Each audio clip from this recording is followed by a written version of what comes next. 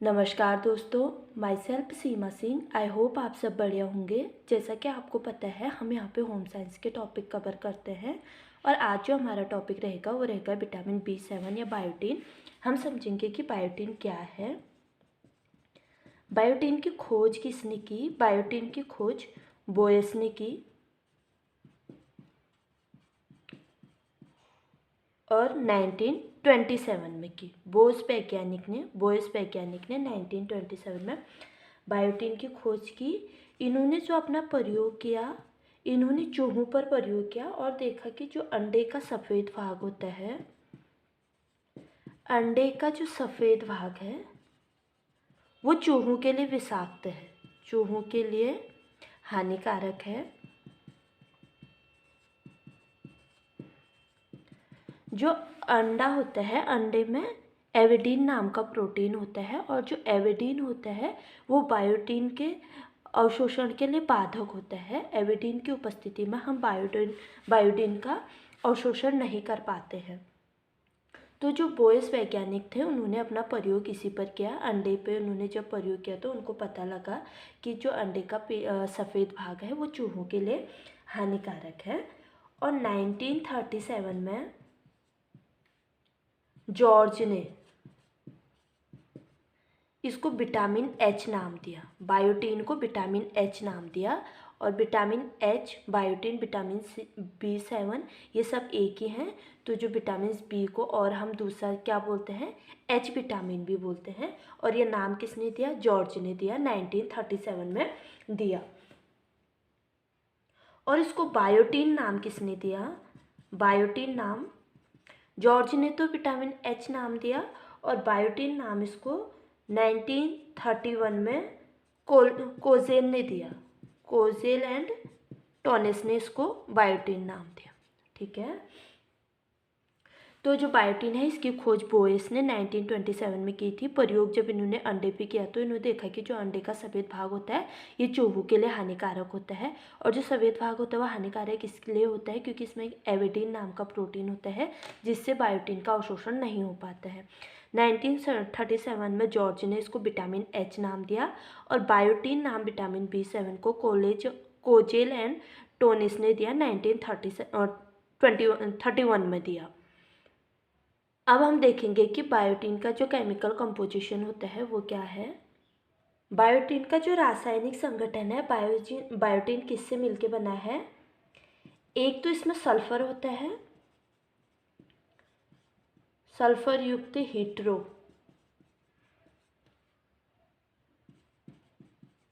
Cyclic मोनोकार्बोक्सिल होता है, carboxylic acid है। ठीक है। जो सल्फर जो बायोटीन होता है, बायोटीन का अगर हम रासायनिक संगठन देखें कि किससे मिलकर बना है तो इसमें एक सल्फर युक्त हिट्रो रासायनिक कार्बोक्सिल एसिड होता है। ठीक है। अब आगे हम देखेंगे कि बायोटीन की विशेषताएं क्या हैं। बायोटीन की विशेषताओं की बात करें तो जो विटामिन B7 है ये रंगहीन होता है, इसका कोई रंग नहीं होता है, रंगहीन यौगिक है। और यौगिक इसलिए है क्योंकि इसमें सल्फर और क्या क्या चीज़ें मिली हुई है, सल्फर मिला हुआ है, ये मोनोकार्बोक्सिल समूह से बना हुआ है। और जो सल्फर युक्त हिट्रो रासायनिक साइक्लिक मोनोकार्बोक्सिल एसिड इसमें होता है। इन सभी चीज़ों का ये यौगिक है और रंगहीन होता है, कलरलेस होता है, इसमें कोई कलर नहीं होता है। और ठंडे पानी में ये कम घुलता है, लेकिन गर्म पानी में ये पूर्ण घुलनशील होता है।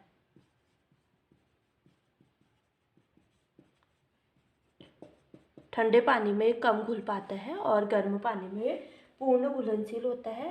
ताप के प्रति स्थिर होता है, ताप के प्रति स्थिर होता है। इस पे जो गर्मी का कोई प्रभाव नहीं पड़ता है, ताप का कोई प्रभाव नहीं पड़ता है, इस पे स्थिर रहता है ये। ऑक्सीकरण से ये नष्ट हो जाता है, ऑक्सीकरण से यह नष्ट हो जाता है। ठीक है। और अल्कोहल में अल्प घुलनशील होता है,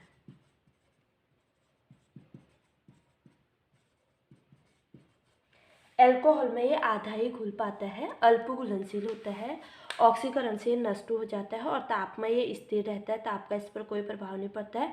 ठंडे पानी में कम घुलनशील होता है, गर्म पानी में पूर्ण रूप से घुलनशील होता है और रंगहीन होता है और यौगिक होता है। ठीक है, अब हम आगे देखेंगे कि बायोटीन के कार्य क्या क्या है, ये क्या कार्य करता है हमारे बॉडी में।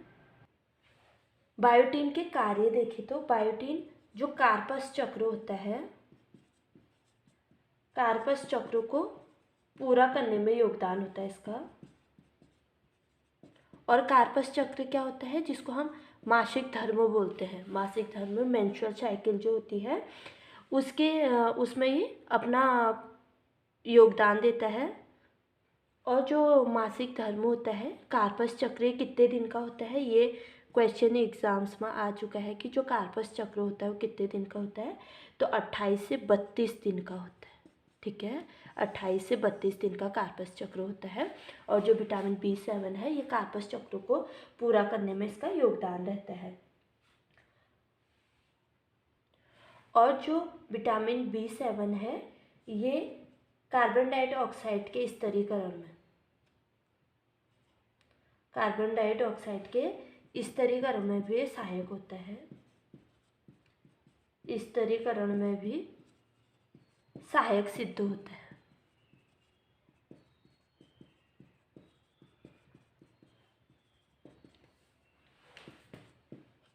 और शारीरिक चयापचय में सहायक होता है।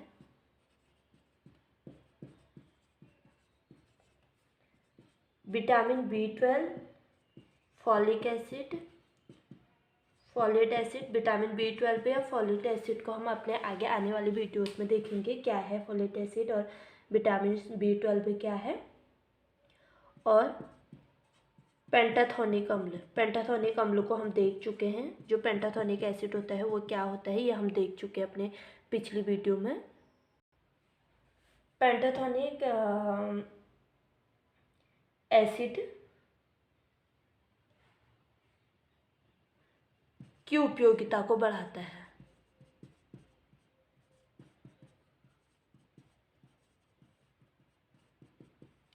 जो विटामिन B7 होता है, विटामिन B12, फॉलिक एसिड और पेंटाथोनिक एसिड की उपयोगिता को बढ़ा देता है।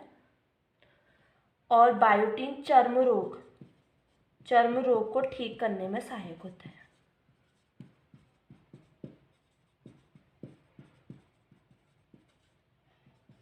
ये पाइरुविक एसिड के नियमन में सहायक होता है, नियंत्रण में सहायक होता है। और पाइरुविक एसिड क्या होता है, ये ग्लूकोज का सरल रूप होता है। ये जब हमने अपना कार्बोहाइड्रेट वाला चैप्टर पढ़ा था उसमें देखा था कि जो पाइरुविक अम्ल होता है वो ग्लूकोज का सरल रूप होता है। ग्लूकोज क्या होता है, ग्लूकोज कार्बोहाइड्रेट होता है, कार्बोहाइड्रेट होता है ग्लूकोज। और कार्बोहाइड्रेट हमको कहाँ से मिलता है, ये हमको फूड से मिलता है। ठीक है। और बायोटीन मांसपेशियों को स्वस्थ रखने में भी सहायक रहता है, मांसपेशियों को स्वस्थ रखने में सहायक होता है, रखने में सहायक होता है। ठीक है, तो हमने देखा कि जो बायोटीन के कार्य हैं वो क्या क्या हैं। बायोटीन के कार्य, ये कार्पस चक्रों को पूरा करने में योगदान देता है। और कार्पस चक्र कितने दिन का होता है, 28 से 32 दिन का होता है। कार्बोहाइड्रेट के स्तरीकरण में भी ये सहायक सिद्ध होता है। शारीरिक चयापचय में सहायक होता है। Vitamin B12, folic acid, pantothenic acid की उपयोगिता को विटामिन B7 बढ़ा देता है। चर्म रोग को ठीक करने में सहायक होता है। पाइरुविक एसिड के नियंत्रण में सहायक होता है। पाइरुविक क्या होता है, ग्लूकोज का सरल रूप होता है। और मांसपेशियों को स्वस्थ रखने में ये सहायक होता है। अब हम देखेंगे कि बायोटीन के कमी के हमारी बॉडी पे क्या प्रभाव होते हैं। अगर जब बायोटीन की कमी हमारी बॉडी में हो जाएगी तब क्या होगा ये देखेंगे। बायोटीन की कमी के प्रभाव, जो लोग कच्चे अंडे का अधिक सेवन करते हैं, कच्चे अंडे का सेवन करते हैं, उनके शरीर में बायोटीन की कमी हो जाती है, उनके शरीर में बायोटीन की कमी हो जाती है। ठीक है। और जो बायोटीन है, कच्चे अंडे में क्या होता है, जो कच्चा अंडा होता है इसमें एविडीन प्रोटीन होता है। एविडीन एक प्रोटीन होता है और जो एविडीन होता है बायोटीन का अवशोषण नहीं होने देता है। एविडीन जो प्रोटीन होता है, एविडीन बायोटीन का, एविडीन प्रोटीन बायोटीन का अवशोषण नहीं होने देता है। ठीक है, इसीलिए जो लोग कच्चे अंडे का सेवन करते हैं उनमें बायोटीन की कमी हो जाती है। जो एविडीन प्रोटीन होता है ये क्या होता है, उबले अंडे में उबालने पर ये एविडीन नष्ट हो जाता है। ठीक है, एविडीन नष्ट हो जाता है।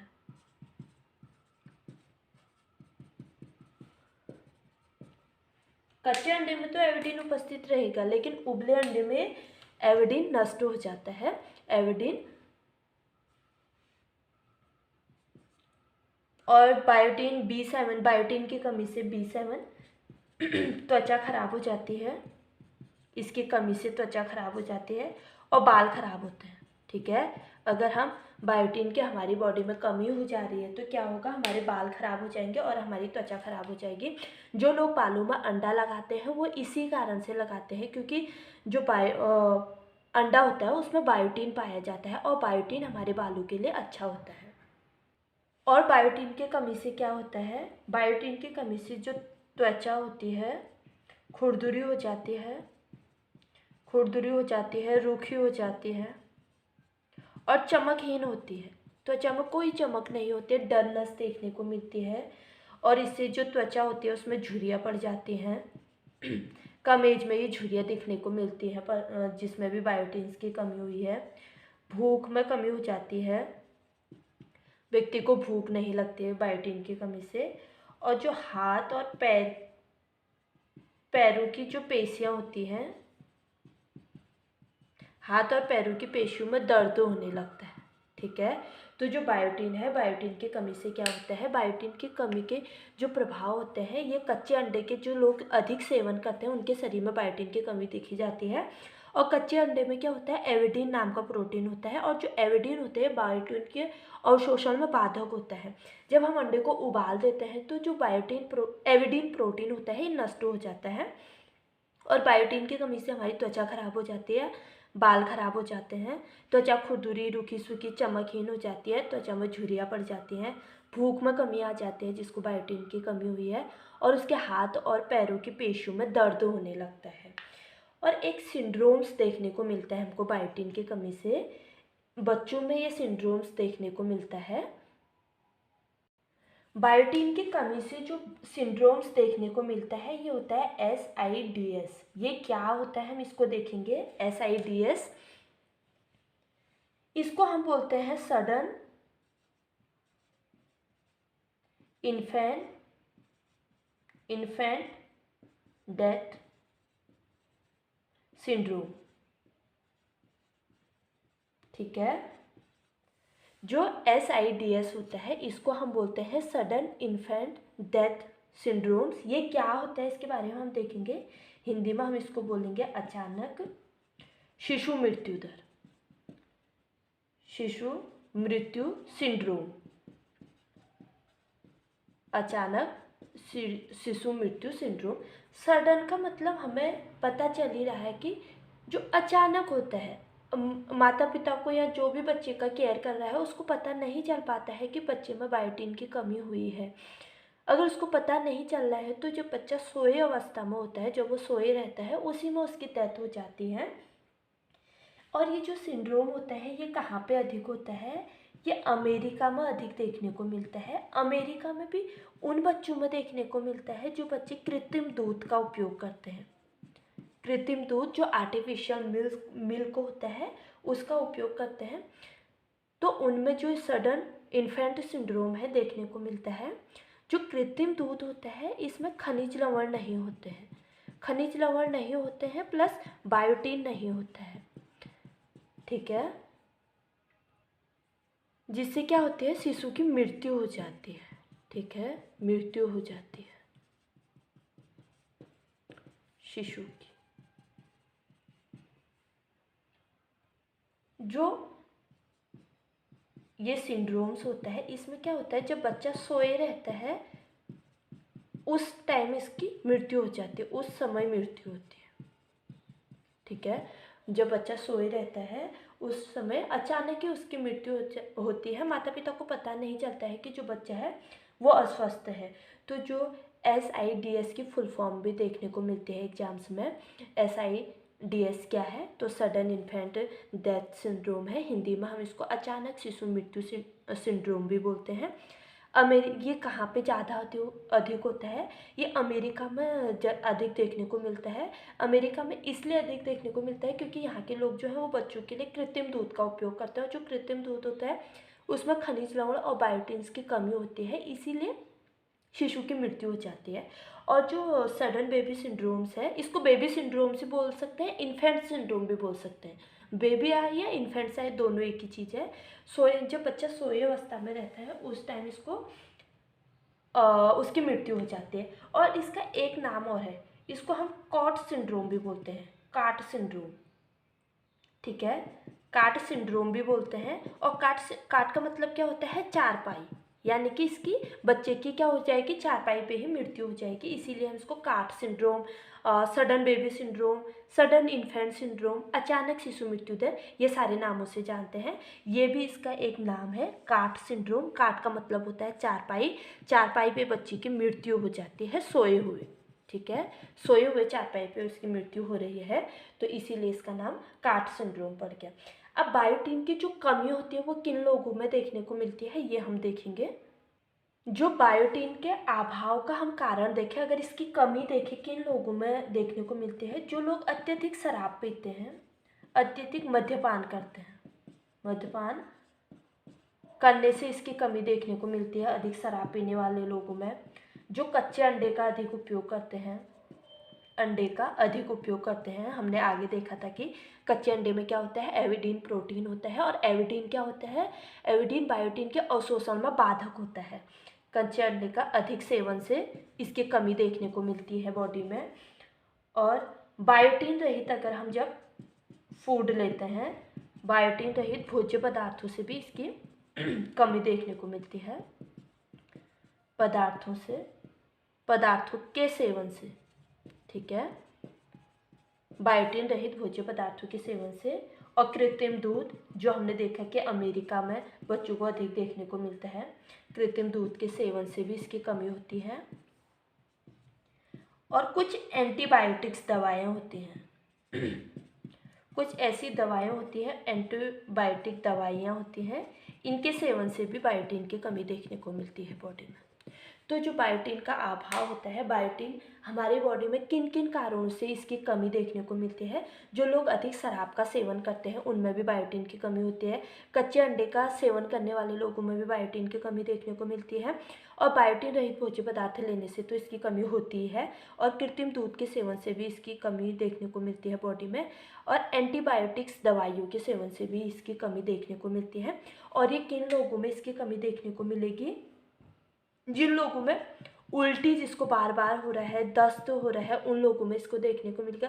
और जिनकी बॉडी से यूरिन जल्दी जल्दी, जिनको यूरिन निकलता है, उन लोगों में भी इसकी कमी देखने को मिलती है, क्योंकि जो बायोटिन होता है जल में घुलनशील विटामिन होता है, यूरिन के थ्रू बॉडी से बाहर निकल जाता है। दस्त से भी इसकी कमी देखने को मिलती है, उल्टी से भी इसकी बॉडी में जो है कमी देखने को मिलती है।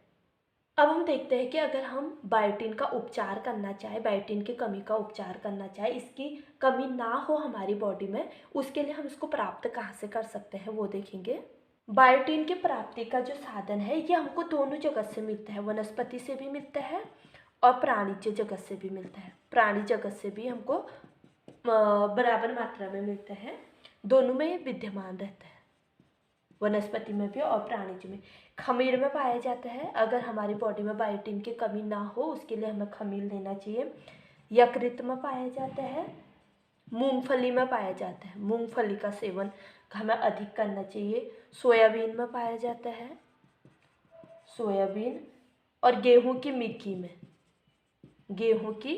में, इसको हम बीट ग्राम्स भी बोलते हैं, मिक्की बीट ग्राम्स में भी देखने को मिलता है। चावल में होता है, दाल में होता है, सूखे मेवे में पाया जाता है, सूखे मेवे में काफ़ी अच्छी मात्रा में ये पाया जाता है।